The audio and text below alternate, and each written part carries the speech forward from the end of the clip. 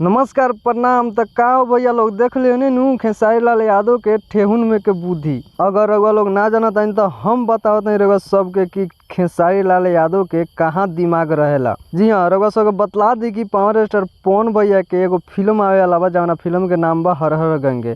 रउआ सबके पता बा कि फिल्म के बजट और ए फिल्म के शूटिंग जौन भइल बा शायद कोनो फिल्म में इतना दिन के शूटिंग ना भेल होई, उ चाहे संघर्ष 2 काहे ना हो। रउआ लोग के बतला दी कि हर हर गंगे के शूटिंग में लमसम 75 दिन लाग गइल बा। अब मेन मुद्दा रउआ लोग के बतला दी कि हर हर गंगे पावर स्टार पवन भैया के फिल्म नवरात्रि के शुभ अवसर पर आवेला रहल और खेसारी लाल यादव के संघर्ष 2 25 अगस्त के आवेला रहल। लेकिन खेसारी लाल यादव अपन ठेहुना के बुद्धि से रउआ लोग के बतला दी कि संघर्ष 2 भी अब पावर स्टार पवन सिंह के साथे लावे के कोशिश कर रहल बानी और डेट भी कंफर्म कर देल बानी कि हमार भी फिल्म नवरात्रि के शुभ अवसर पर आई। तो पवन सिंह भी पीछा ना हट सकत अरे, काहे कि हर हर गंगे के डेट पहले से ही कंफर्म रहलक ह कि नवरात्रि के शुभ अवसर पर आई। अब दोनों फिल्म रउआ लोग के एक साथ देखे के मिली नवरात्रि के शुभ अवसर पर। तो अपडेट कैसा लागल कमेंट करके जरूर बतलाए। मिलत नहीं अगला वीडियो में, तब तक नमस्कार।